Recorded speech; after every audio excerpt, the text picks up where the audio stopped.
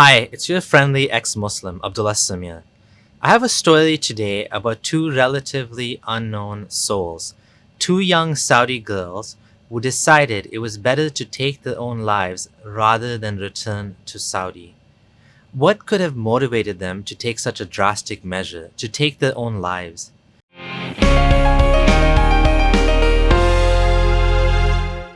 I mean, Saudi Arabia is one of the best places in the world to live, right? I mean, Islam gave women rights. Islam is peace. Islam is loving. Why would these girls want to take such a drastic action? Surely there must have been something else. It couldn't have been that Saudi is a patriarchal, male dominated society that treats women as second class citizens. Could it be? Obviously, Saudi Arabia is one of the worst places in the world for women. Most of the reason why comes from Islamic law, Islamic teachings. Let's not sugarcoat things. The Islamic law itself takes away women's rights. For example, the Hadith claim or state that women cannot travel alone.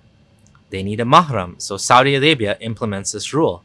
Some Muslim countries don't implement this rule, but Saudi does. Other Islamic laws, such as you need two female witnesses or one male witness, that a woman gets half of what her brother would get, a daughter would get half of what her brother would get under Islamic law.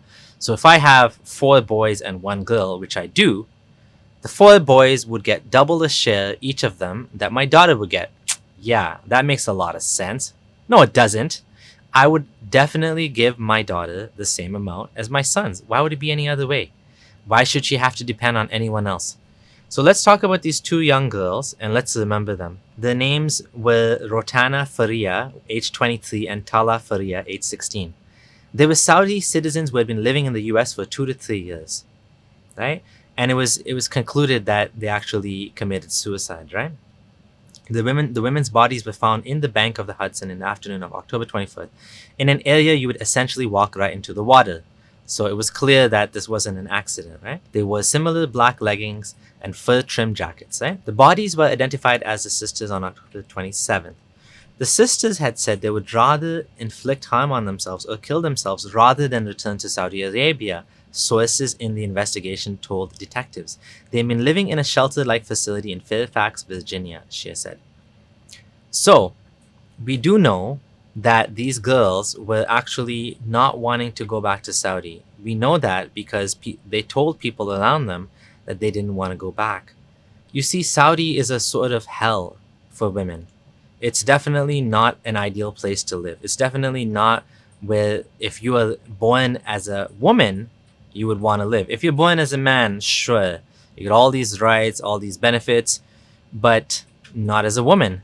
So these poor young ladies, they had to go back, they didn't have the opportunity to stay in the US and they'd rather actually die than go back. We know from other women who have escaped Saudi, like Rahaf al-Kunun, we know there are Saudi activists who smuggle women out of the country, who help them because it's impossible to travel if you're a Saudi woman. You have to get your father or your uncle, you have to get a male relative's approval.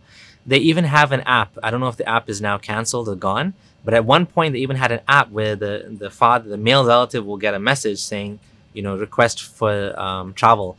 I know even in other Muslim countries, there is a young ex-Muslim woman who told me that she's not allowed to leave the university campus without approval of her male relatives. She's essentially trapped on campus. It's an all-female campus in the Middle East and she cannot leave. Is this the type of life anyone would choose for themselves? How is it that Islam, that claims to be the best religion for all humanity, for women, actually, when it's implemented, makes women's lives worse? Not to say anything about the fact that in Saudi, women cannot drive. That's even like next level craziness. But like even the laws that actually are agreed upon in Islam, they don't make women's lives better. Yes, some of them may have been progressive at one point to those women, maybe to some extent. But Khadija, one of the most famous Muslim women, she became rich before Islam. She got all of her wealth from her father. She inherited it. Now, if she had a brother and she was born in a Muslim family, she would have got half of his share, right? He would have got double. So it's just sad that we still have this patriarchal, barbaric, nasty religion around. Now, if people want to practice the religion privately, they want to pray 5 times a day, fast, whatever it is, wear hijab, if it's truly a choice for them, that's one thing. But then taking away the rights of others, limiting the freedom, limiting the access. I know when I interviewed Jimmy Bangash, that he was saying in his Muslim family how, the boys got all the freedom, but the girls don't get any freedom. The girls don't get to go to the movies. The girls don't get to have sleepovers. The girls don't get to go out like the boys do. And the older that the young girls get, the less freedom they get until they're actually married off, and now the responsibility of the husband. So again, they don't have freedom. And then to make it worse, you even have honor killings, which are not technically condoned by Islam, but the teachings of purity and purity culture, and for them to be virgins for marriage, all of these things contribute to the problem of honor killings. And people say you shouldn't call it honor killings. Well, that's what they're called. They're actually the most dishonorable thing in the world, to kill your own family member, your own daughter, over and what people will think of you and your family, right? You've dishonored the family by having premarital sex.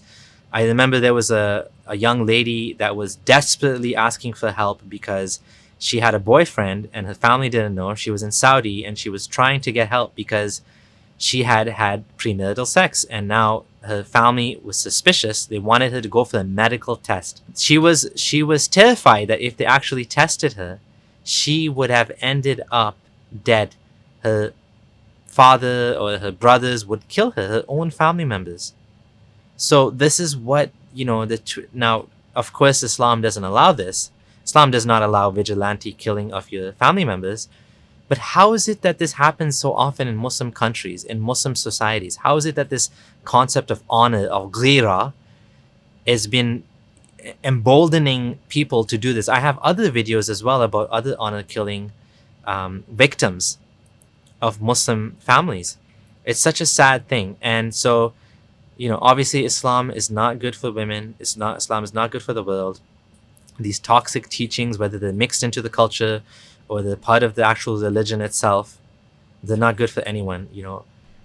I just want to remember these two girls, Rotana and Tala Faria. I hope they rest in peace. They obviously died in October 24th, 2019. So it was a few years ago. But this story is something that, maybe we can get some good out of it. Maybe we can, make a change, that these deaths will not be for nothing, right? So thank you for remembering these women with me.